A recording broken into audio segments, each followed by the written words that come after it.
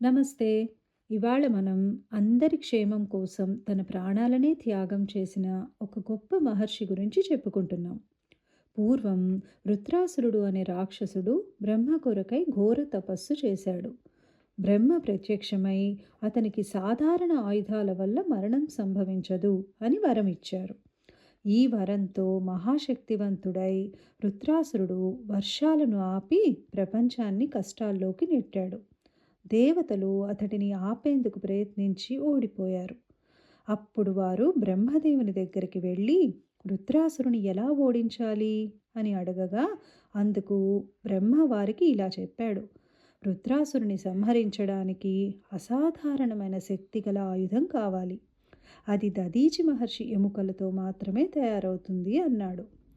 దదీచి మహర్షి ఒక గొప్ప యోగి, ఇంకా ఆత్మజ్ఞాని.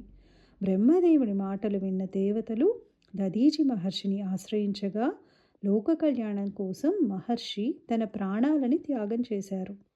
అప్పుడు దదీచి మహర్షి ఎముకలతో దేవశిల్పి విశ్వకర్మ వజ్రాయుధాన్ని తయారు చేశారు.